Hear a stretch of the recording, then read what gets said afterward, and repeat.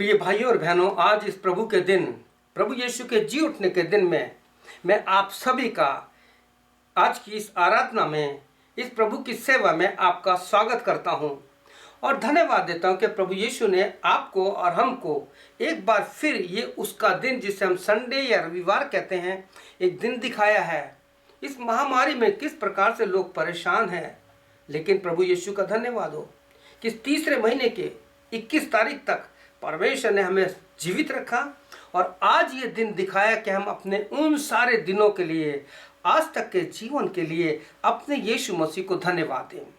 तो आइए धन्यवाद के साथ हम आज की आराधना को प्रारंभ करते हैं।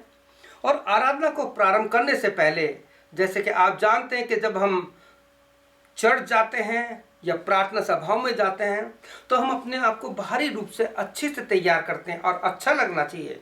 तो क्यों ना आज हम अपने आप को अंदर और बाहर से, दिमागी रूप से, पूर्ण रूप से अपने प्रभु यीशु मसीह की सेवा के लिए, उसकी आराधना स्तुति के लिए अपने आप को तैयार करें।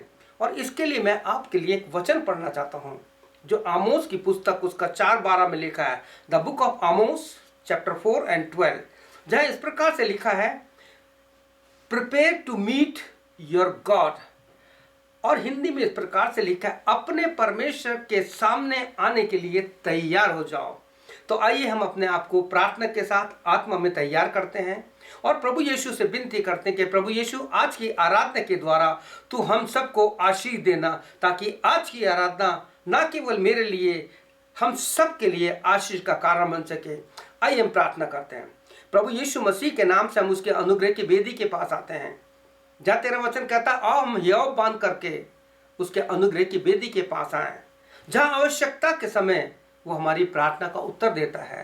पिताजी, आज की आराधना को गीत का गाया जाना, वचन का पढ़ा जाना और सुना जाना, और जब हम मध्यस्थी की प्रार्थना में लोगों के पास करते हैं तो प्रभु यीशु हमारी प्रार्थना सुनना, सारी महिमा तुझे देते हैं और प्रार्थना यीशु मसीह के नाम से मांगते हैं, आमीन। तो प्रभु यीशु मसीह के नाम से आज की आराधना हम एक गीत से करेंगे और उस गीत को हम जब सुनते हैं तो चाहता हूं कि आप और हम सब उस गीत के माध्यम से अपने परमेश्वर की महिमा करें। और चाहता हूं कि हम और आप अपने घर पे हैं, अगर आपको आता है तो आप गुनगुना सकते हैं और गा सकते हैं। आइए हम इस गीत में शामिल हों। वो गीत आपने सुना होगा, जो क्रूस पे कुर्बा है वो मेरा मसीहा है, हर जख्म जो उसका है वो मेरे गुनाह का है।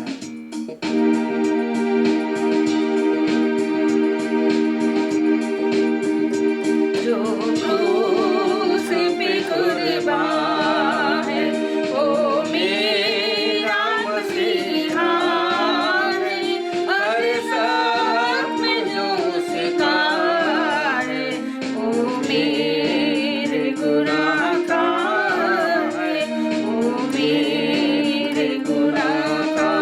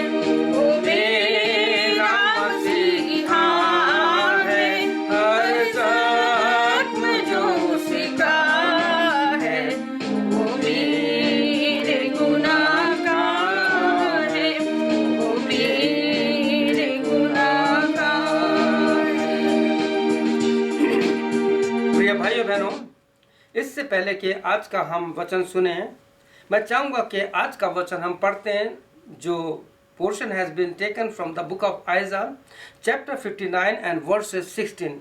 तो ये हिंदी और इंग्लिश में दोनों पढ़ेंगे, और उसके बाद हम अनुवाद देखेंगे गुजराती में इसका क्या इफेक्ट है, क्या हमसे कहना चाहता है।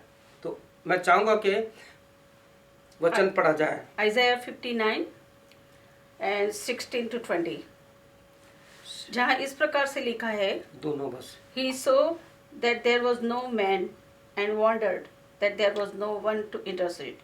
Then his own arm brought him salvation and his righteousness upheld him. उसने देखा कि कोई भी पुरुष नहीं, और इससे अचंभा किया कि कोई विनती करने वाला नहीं। तब उसने अपने ही भुजबल से उद्धार किया, और अपने धर्मी होने के कारण वह संभल गया। प्रभु अपने वचन के सुने जाने और सुने पढ़े जाने पर आशीष दे। प्रिय भाई बहनों, जैसा कि आप जानते हैं कि आज प्रभु का दिन है, और परमेश्वर ने आपको और हमको ये दिन दिया है कि हम उसकी आराधना स्तुति आत्मा सच्चाई से करें। आज का जो वचन हमने पढ़ा है वो यशाया 59 और उसका 16 वर्ष पढ़ा है। बाइबल हमें बताती है परमेश्वर को आश्चर्य हुआ, और मत्ती 6, 8, 10 में भी लिखा है कि यीशु मसीह को आश्चर्य हुआ। क्यों? ऐसी कौन सी बात थी? किस बात से परमेश्वर और हमारे यीशु मसीह को आश्चर्य हुआ? मैं चाहूँगा कि गुजराती का वो वचन जो गुजराती में लिखा है, मैं चाहूँगा कि मेरी पत्नी आके पढ़े, आपको पता लगेगा गुजराती में उसका अर्थ क्या लिखा है, जो हिंदी में नहीं लिखा ना इंग्लिश में लिखा है। लेकिन गुजराती जब मैं सुबह इस वचन को पढ़ रहा था तो मुझे बहुत अच्छा लगा, और मैंने चाहा कि आपको पता लगे कि हम सेवकों को जब बाइबल पढ़ते हैं तो उसका अलग अलग अनुवाद देखना चाहिए। यशाया 59 उसका 16 वर्ष में बाइबल किस प्रकार से हमें गुजराती में एक बहुत अच्छी बात सिखाती है, जो इस प्रकार से है। यहाँ की पढ़ो जोर से। यशाया 59 और 16, और जिसमें यहाँ पर इस प्रकार से लिखा है, मैं गुजराती में पढ़ूंगी। तेणे जोયું કે કોઈ માણસ નથી ને કોઈ મધ્યસ્થ નથી, તે જોઈને તે વિસ્મય પામ્યો, ને તેણે પોતાને સારું પોતાને જ હાથે તારણ સાધ્યું, અને તેનું પોતાનું ન્યાયપણું તે તેનો આધાર થયું। પ્રભુ इस वचन पर आशीष है। आपको पता लगा? जब आप इंग्लिश के अलग अलग वर्जन को पढ़ेंगे तो आपको वहाँ पता लगेगा द लॉर्ड लुक्ड, परमेश्वर ने देखा। 15 वर्ष के प्रारंभ में ऐसा लिखा है, और 16 वर्ष में लिखा he saw that there was no man, he was amazed. English में ऐसे लिखा है, और एक और अनुवाद में इस प्रकार लिखा है ही वाज वंडर्ड, जिसका अर्थ होता है आश्चर्य करना। अमेज का मतलब होता है हैरानी में होना, अचंभे में होना, ऐसी बात जो इंसान को अचंभे में डाल देती है। आपने देखा होगा जब इंसान के सामने कोई ऐसी बात होती तो एकदम मुंह उसका चेहरे का बदल जाता है। परमेश्वर का ऐसा ही हाल हुआ प्रिय भाई बहनों। क्यों? क्योंकि गुजराती के ट्रांसलेट में जो बहुत अच्छी बात है, कोई मध्यस्थी करने वाला नहीं। आपको पता है मध्यस्थी का मतलब क्या होता है? बहुत ही सुंदर वचन है कि एक एडवोकेट की तरह जो हमारी पैरवी करता है, हिमायती करने वाला। कई बार देखोगा आपने लोगों को बचाने के लोग खुद बीच में खड़े हो जाते हैं, कहते नहीं भाई मैं इसका हिमायती हूँ, मुझको पता है इसने ऐसा नहीं किया। लेकिन परमेश्वर यहाँ पे उस बात से आश्चर्य करता है कि आज इस दुनिया में कोई मध्यस्थी की और प्रार्थना करने वाला नहीं है। तो इन सारी बातों को देखने के बाद परमेश्वर ने जो मुझे विषय दिया है वो विषय है टुडेज वर्ल्ड स्ट्रॉन्गेस्ट नीड। जो खास जरूरी है वो है स्ट्रॉन्गेस्ट नीड ऑफ प्रेयर। आज संसार को, इस संसार को और संसार के लोगों को प्रार्थना की जरूरत है।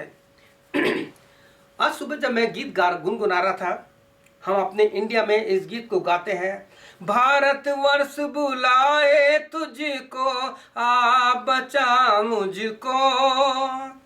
जब मैं कह रहा था ये तो भारतवर्ष के लिए, तो हम कह सकते हैं सारी दुनिया बुलाए तुझको, आ बचा मुझको।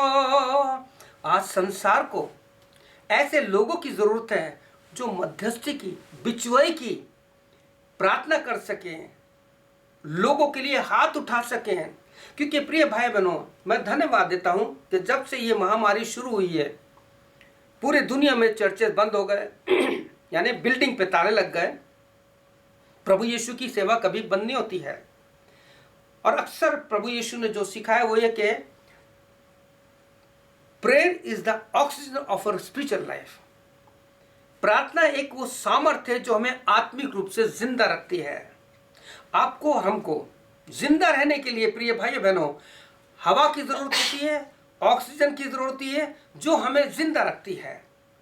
ठीक इसी प्रकार से चाहे तो चर्च की बिल्डिंग में ताले लग जाए, चाहे दुनिया में कुछ भी हो जाए, लेकिन आप और हम यशाया 59 उसके 16 वर्ष के अनुसार इस बात को अपने जीवन में कायम रखेंगे, तो आप जानिए संसार और हमारे देश, हमारे परिवार, हमारी कलीसिया सेवकों को इस बात की बहुत ज़रूरत है कि हम उनके लिए मध्यस्थी की प्रार्थना करें, इंटरसेसरी प्रार्थना करें, उनके लिए हम दुआ करें कि प्रभु हमारे देश, हमारे लोगों को बचाइए।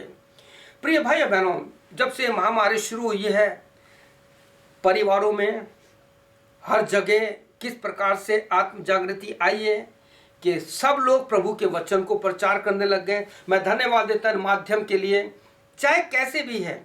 जरूर नहीं कि आपके पास कोई बाइबल सेमिनरी नहीं तो आप वचन नहीं प्रचार कर सकते। बाइबल खोलिए, अगर बाइबल का एक वचन भी पढ़ देंगे आप और भेज देंगे, तो बाइबल में लिखा है, यशाया 55:11 में लिखा है कि परमेश्वर का वचन कभी खाली नहीं जाता है, परमेश्वर का वचन अति वेग से दौड़ता है, ऐसा भजनकार कहता है। तो आपको जैसा भी मौका मिलता है आप अपने वचन की सेवा करिए, और उससे पहले जितना हो सकता है आप प्रार्थना कीजिए कि प्रभु यीशु इस वचन को मैं अपने भाइयों और बहनों के साथ बांटना चाहता हूं, मेरी सहायता कर। और जब ऐसा होगा तो परमेश्वर आपको और हमको सच में बताना चाहता हूं कि उस वचन के द्वारा जो प्रभु यीशु मसीह आपके मुंह से निकालने वाला है उसको कभी खाली नहीं जाने देगा। प्रिय भाइयों बहनों, मैं आपसे एक बात और कहना चाहता हूं कि जब से ये कोरोना शुरू हुआ है, ये महामारी शुरू हुई है, आपने देखा होगा कि किस प्रकार से जो नहीं गाते थे, जो बजाते नहीं थे, आज वो भी प्रभु की महिमा कर रहे हैं। घर घर में बच्चे गाते हैं, लोग आराधना करते हैं, परमेश्वर के वचन का प्रचार करते हैं। मैं उन लोगों को जानता हूं जिन्होंने कभी वचन का प्रचार नहीं करा, आज बड़ी खुशी होती है उनको देख करके ऑनलाइन, कैसे भी है, किसी भी भाषा में, क्योंकि परमेश्वर हमारा भाषा का परमेश्वर है। Our God is the God of languages. हमारा परमेश्वर भाषाओं का परमेश्वर है। अलग अलग भाषाओं में प्रभु का प्रचार कर रहे हैं, लेकिन आराधना, गाना, प्रभु की महिमा करना, साज बजाना, प्रचार करना, ये तो है, लेकिन सबसे जरूरी है मध्यस्थी की प्रार्थना, जिसके लिए हमने वचन पढ़ा कि परमेश्वर को आश्चर्य हुआ कि कोई भी पुरुष, कोई भी स्त्री, सब प्रचार करने वाले हैं, सब गाने वाले हैं, बहुत अच्छा है, लेकिन प्रभु यीशु का, परमेश्वर का वचन कहता है कि आज कोई प्रार्थना करने वाला नहीं है। प्रिय भाई बहनों, व्यक्तिगत रूप से मैंने जाना इस चीज को कि एकांत में अकेले साथ प्रार्थना करना बहुत मुश्किल होता है। हम ग्रुप में तो प्रार्थना करते हैं और बहुत अच्छी करते हैं, लेकिन परमेश्वर का धन्यवाद हो कि इस समय परमेश्वर आपको और मुझको एक बात कहना चाहता है कि कहीं ऐसा ना हो कि मुझे आश्चर्य हो कि कोई प्रार्थना करने वाला नहीं है। आज मैं आपको यहेजकेल 9 चैप्टर देना चाहता हूं, the book of Ezekiel chapter 9 chapter. आप पढ़िए, अगर वो समझ में नहीं आता है तो आप मुझसे पूछिए, जितना मेरे पास पवित्र आत्मा के द्वारा ज्ञान है, बुद्धि है, मैं समझाने की कोशिश करूंगा। वहां पे आपको केवल एक बात मिलेगी कि जब पाप बहुत फैल गया तो परमेश्वर ढूंढ रहा है कि कोई है प्रार्थना करने वाला।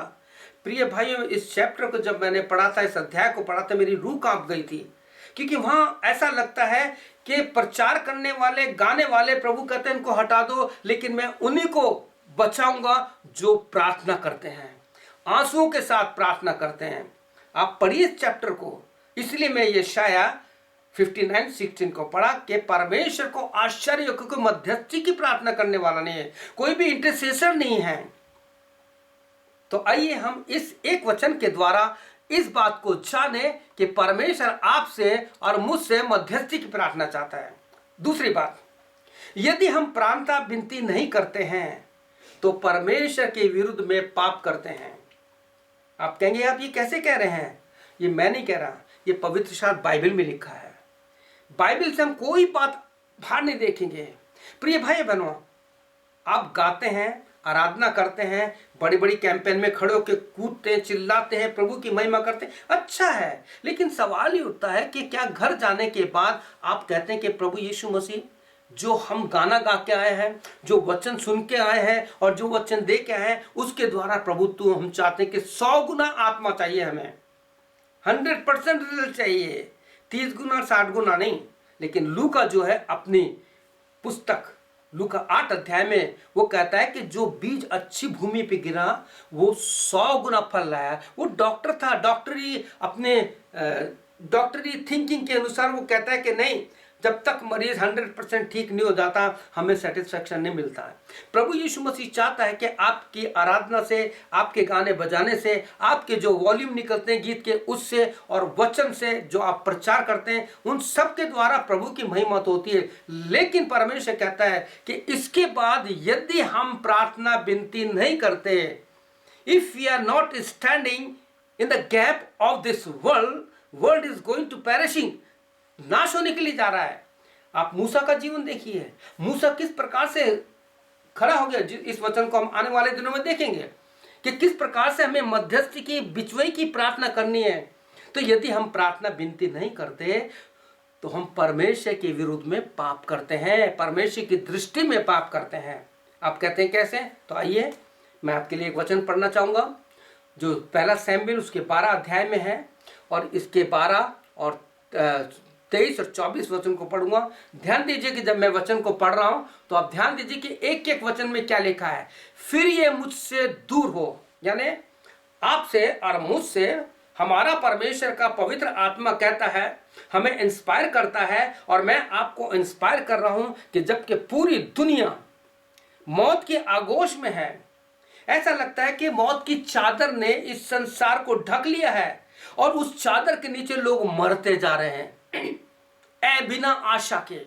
तो ऐसे में प्रभु का वचन आपसे कह रहा है, फिर ये मुझसे दूर हो कि मैं तुम्हारे लिए प्रार्थना करना छोड़कर यहोवा परमेश्वर के विरुद्ध पापी ठहरूं। ये लिखा है यहाँ पे।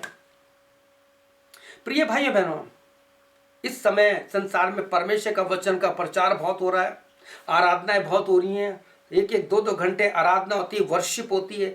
लेकिन सवाल ये होता है कि हम एकांत में जाकर के कितना प्रार्थना करते हैं।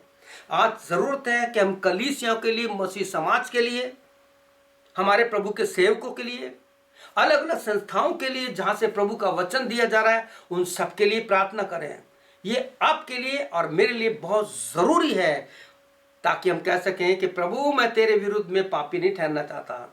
आगे परमेश्वर का वचन कहता है, मैं तो तुम्हें अच्छा और सीधा मार्ग दिखाता रहूंगा, केवल इतना हो कि तुम लोग यहोवा परमेश्वर का भय मानो और सच्चाई से संपूर्ण मन से उसकी उपासना करो, क्योंकि ये तो सोचो कि उसने तुम्हारे लिए कैसे बड़े बड़े काम किए हैं।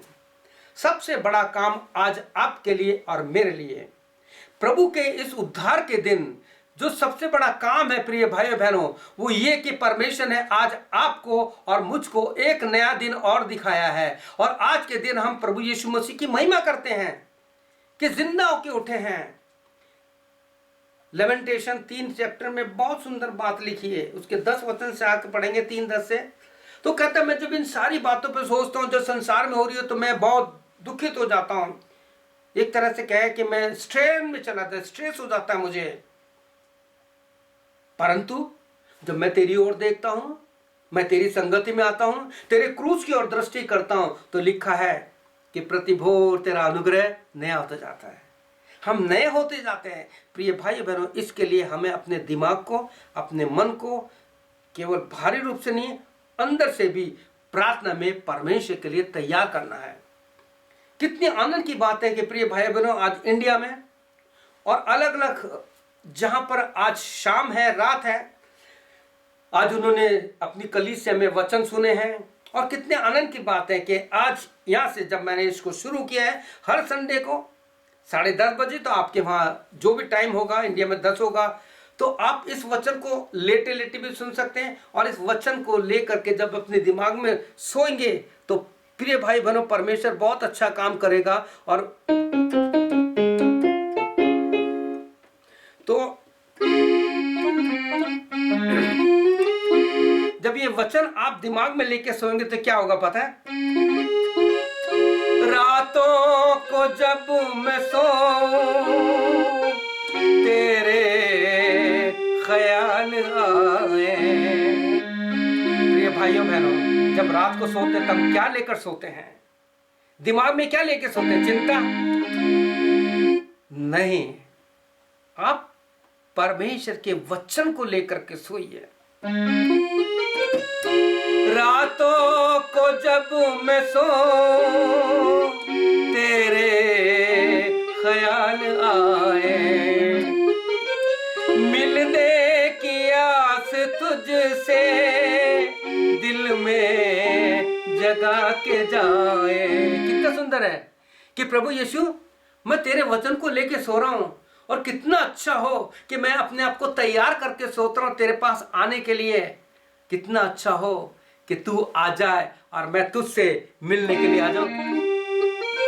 मिलने की आस तुझसे दिल में जगा के जाए, दीदार तेरा पाऊं मेरे प्रभु मसीहा। सुबह तुझे मैं ढूंढूं मेरे प्रभु मसीहा। आप सुबह उठे, दिन भर परमेश्वर का वचन सुना, लोगों से मिले, अब रात को सो रहे हैं, इसी वचन को लेके सो रहे हैं। तो कितने आनंद की बात है कि परमेश्वर आपसे कह रहा है कि जब तू सोए तो प्रार्थना करके, परमेश्वर आज तेरा वचन मेरे पास पहुंचा है कि तुझको अचंभा या आश्चर्य करने का नहीं होगा, क्योंकि मैंने आज से मध्यस्थी की प्रार्थना विनती करना शुरू कर दिया है। मैं अपने देश के लिए, अपने सेवकों के लिए, सबके लिए प्रार्थना करूंगा। कितने आनंद की बात है। तो कितना अच्छा होगा कि हम दाऊद के समान, अब भजन 55:11-17 पढ़ेंगे, वो 3 टाइम प्रार्थना करता था। दानियल की पुस्तक पढ़ेंगे 6:10, वो भी 3 समय प्रार्थना करता था। पौलुस के वचन में पढ़ेंगे 2 कुरिन्थियों 12:7, तो लिखा वो भी 3 समय प्रार्थना विनती करता था। और परमेश्वर आपको कहना चाहता है, जब आप दुख तकलीफ में तो किसी को मत कहिए। जब राजा हिजकिय्याह बीमार हुआ तो उसने किसी से नहीं कहा।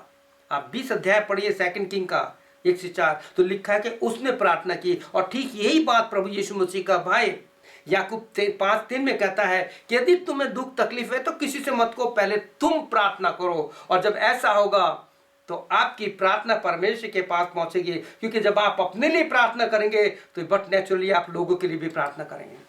कितनी सुंदर बात है। तीसरी बात जो आपको बताना चाहता है आज के दिन परमेश्वर का पवित्र आत्मा, तीसरी बात है, क्या आपको पता है कि यीशु इसी हालात से होकर गुजरा?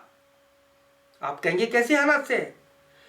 मेरे प्रभु यीशु मसीह का एक समय ऐसा आया कि जो वो दिन रात प्रार्थना करता था, अकेले जगह जाकर के, जंगलों में, जंगली स्थानों में।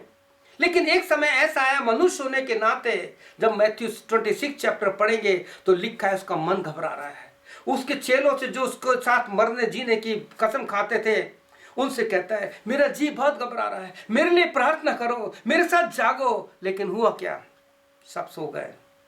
प्रिय भाई बहनों, आपको एक छोटी सी गवाही बताना चाहता हूं। मुझको जो प्रार्थना की सेवा मिली इस मत्ती 26 चैप्टर से मिली। जब मैं सेमिनरी करके निकला और एक समय मेरे जीवन में ऐसा आया कि मेरे को बहुत तकलीफ हो गई थी और मैं अकेला प्रार्थना था, अपनी माँ के पास सो रहा था, मेरी माँ का हाथ मेरे सर पे था। सच में कितना अद्भुत है। उस समय मैं इस बात को सोच रहा था कि प्रभु यीशु मसीह ऐसे दौर से गुजरा जब उसके लिए प्रार्थना करने वाला कोई नहीं था, और जिन चेलों पर विश्वास करता था, जिसने कहा था प्रभु हम तेरे लिए साथ मरने को तैयार हैं, और वो सब छोड़कर चल गए।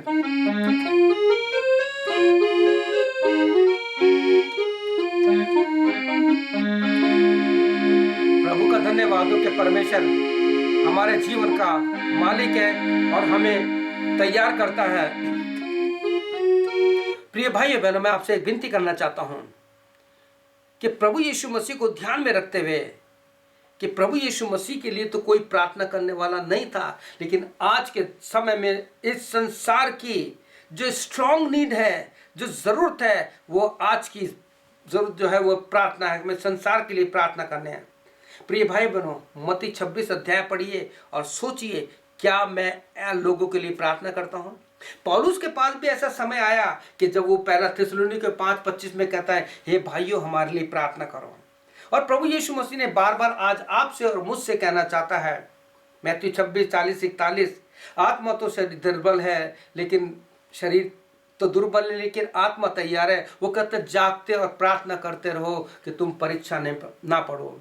लूका 18:1 में भी इसी बात से लिखा है कि और नित्य प्रार्थना करना या मत छोड़ना, ये यीशु ने कहा है। और पहला थिस्सलुनीके 5:17 में भी परमेश्वर का दास पौलुस अपने अनुभव से कहता है, प्रे विदाउट सीजिंग।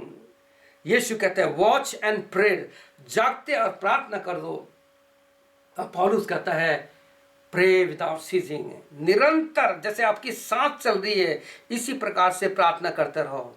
प्रिय भाई बहनों, मुझे पूरा विश्वास है कि आज इन वचनों के द्वारा आपको इस बात का पता लगा है, और आज के बाद आप इस बात के परमेश्वर से प्रॉमिस करेंगे कि परमेश्वर मेरी यीशु मसीह, मैं आज के बाद तेरे जीवन में कभी ये मौका नहीं आने दूंगा कि तुझे आश्चर्य हो कि मैं प्रार्थना नहीं करता, लेकिन मैं तुझे आश्चर्य में डालना चाहता हूं कि जैसे मत्ती 8:10 में लिखा है, उस सेंचुरियन ने, उस सूबेदार ने कहा था कि प्रभु मैं एक बहुत अधिकारी हूं, मैं एक से कहता हूं जा तो जाता है, एक कहता आ तो आ, मेरे पास सब कुछ है, लेकिन यीशु आज मैं चाहता हूं कि तू मेरी छत के नीचे के आने के लायक नहीं है, लेकिन मैं तो चाहता हूं कि यीशु तू तो यहीं से कह दे तो मेरा दास ठीक हो जाएगा।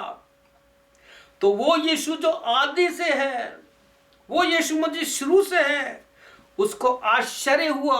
वो कहता है कि मैंने ऐसा विश्वासी आज तक नहीं पाया। आपका और मेरा जीवन प्रार्थना में ऐसा बन जाए कि प्रभु यीशु परमेश्वर को नहीं कहना पड़े कि कोई भी प्रार्थना करने वाला नहीं है। और आश्चर्य में डाल दो कि आपका विश्वास ऐसा होना चाहिए कि परमेश्वर कह सके यीशु कि मैंने ऐसा विश्वासी आज तक नहीं पाया। प्रिय भाई बहनों, परमेश्वर के वचन में लूका 17:5 में लिखा है, चेलों ने यीशु कहा था, लॉर्ड इंक्रीज अवर फेथ, हमारा विश्वास बढ़ा। क्या आप चाहते हैं कि आपका विश्वास बढ़ जाए, आपका प्रार्थना में जीवन हो जाए, आपके जीवन में जैसे लेविटिकस उसका 6:12-13 में लिखा है, और बेदी पर आग निरंतर जलते रहे। ये हमारी जो बेदी है, हमारा जो दिल है, एक ऐसा अंग है छोटा सा, जब तक ये चल रहा है हम जिंदा है, लेकिन जिस दिन ये बंद हो जाता है उसी घड़ी लोग कहते हैं कि मिट्टी हो गया। प्रिय भाई बहनों, जब जिस्म से जान निकलती है तब मिट्टी ही रह जाती है, कल किसने किसको देखा है, बस यादें ही रह जाती है। परमेश्वर ने आज आपको, मुझको, हम सबको समय दिया है कि आज से हम प्रार्थना करने वाले बन जाएं, मध्यस्थी की प्रार्थना, इंटरसेसर करने वाले बन जाएं, लोगों के लिए विनती करने वाले बन जाएं। नए नियम में लिखा है, राजाओं के लिए, अपनी सरकार के लिए, प्रभु के सेवकों के लिए, अपनी कलीसिया के लिए, अपने देश के लिए प्रार्थना करो। परमेश्वर आज ऐसे लोगों को ढूंढ रहा है जो प्रार्थना करने वाले हों, लेकिन कहता है मैंने जब देखा तो मैंने पाया कि कोई भी मध्यस्थी की प्रार्थना करें, मेरे को बहुत आश्चर्य हुआ। मुझे पूरा विश्वास है प्रिय भाई बहनों, इस वचन के द्वारा परमेश्वर ने आज इस प्रभु के दिन, आज प्रभु यीशु के जी उठने के दिन में परमेश्वर ने उस पुनरुत्थान की सामर्थ आपके अंदर डाली है, और वो चाहता है कि वो सामर्थ आपके अंदर आ जाए, ताकि उस सामर्थ से आप प्रार्थना करने वाले बन जाएं। आमीन। प्रभु का धन्यवाद हो। परमेश्वर ने मुझे मत्ती 26 के द्वारा ये प्रार्थना की सेवा दी है, और सही बताता हूँ मैं लगातार किस प्रकार से अपने देश भारत के लिए, अपने लोगों के लिए, प्रभु के सेवकों के लिए, और जितने मेरे इस सेल फोन में नंबर हैं उन सब के लिए प्रार्थना करता हूँ। अंत में मैं आपको एक चीज़ और बताना चाहता हूँ कि अगर आप चाहते हैं कि आपके पास प्रार्थना की लिस्ट नहीं है, अंत में एक बात बताना चाहता हूँ, इट्स वेरी इंपॉर्टेंट। आपके पास व्हाट्सएप है, व्हाट्सएप में जो भी आपके नाम हैं, उस व्हाट्सएप पे आप देखेंगे आपको बहुत से ऐसे नाम मिलेंगे। आप जो मैं करता हूँ बता रहा हूँ, मैं एक एक नाम पे उनके लिए प्रार्थना करता हूँ।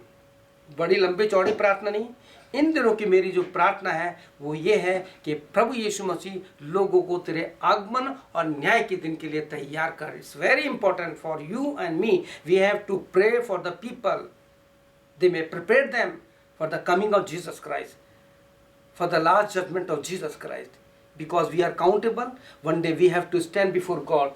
तो अगर आप चाहते हैं इस प्रकार से तो प्रार्थना शुरू कर दीजिए। रात को सोते समय मोबाइल खोलिए, जब तक आपको नींद नहीं आ रही है लोगों के लिए प्रार्थना कीजिए, परमेश्वर आपको बहुत आशीष देगा। आइए हम प्रार्थना करें, और आज से ही हम अपने जीवन में ये बात कर ले कि प्रभु मेरी बेदी पर प्रार्थना की आग जलती रहे, वो कभी ना बुझने पाए। आइए हम प्रार्थना करें। अगर आप चाहते हैं कि आप अपने जीवन में इस प्रार्थना की आग को चाहते हैं तो हम छोटी सी प्रार्थना करेंगे। क्या आप चाहते हैं कि अपना मुंह खोल करके आप प्रभु यीशु मसीह से इस प्रकार से कहिए, मेरे साथ बस ये शब्द कहिए, क्योंकि ये प्रार्थना मैं भी कर रहा हूँ। आइए हम प्रार्थना करते हैं और बोलिए, प्रभु यीशु, बेशक से हम प्रभु के सेवक हैं, हम पास्टर हैं, हम कलीसिया में ऊंचे पद पर हैं, लेकिन हम बहुत कभी कभी इतने असहाय हो जाते हैं, हमें प्रार्थना का समय नहीं मिलता।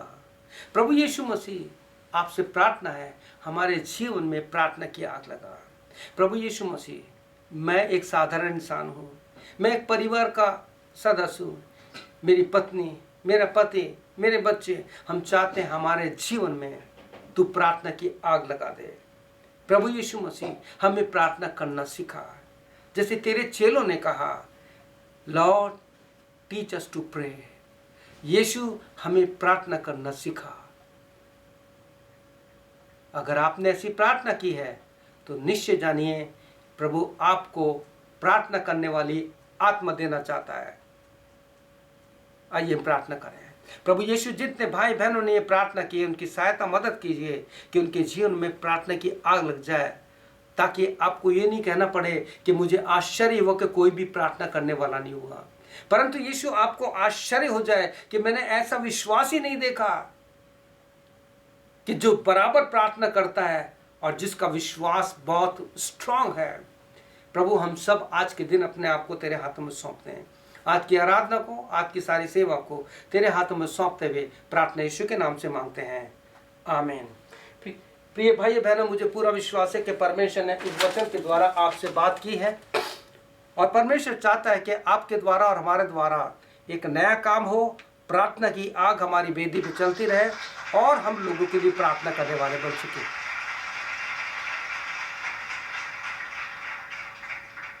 प्रिय भाई और बहनों, मैं आपसे विनती करता हूं कि आज से ही आप प्रार्थना करना शुरू कर दीजिए। आराधना वचन बहुत हो रहा है, लेकिन आज दुनिया को प्रार्थना की ज़रूरत है, प्रेयर वॉरियर की ज़रूरत है। प्रभु आपको बहुत आशीष दे, आपकी सहायता करे, आपके जीवन में, आपके परिवार में, आपकी कलीसिया में, आपके जो पास्टर्स हैं उन सबको प्रभु यीशु बहुत आशीष दे कि इन अंतिम दिनों में हम ज़्यादा से ज़्यादा प्रार्थना करें। प्रभु यीशु मसीह का अनुग्रह, पिता परमेश्वर का प्रेम और पवित्र आत्मा की सहभागिता आप सबके साथ, आपकी कलीसिया के साथ, आपके परिवार में और आपकी पास्टर सेवक जो उन सब के साथ जैसे आज तक बनी है, यीशु के आगमन तक बराबर बने रहे। आमीन और फिर आमीन। प्रभु यीशु मसीह आपको आशीष दे।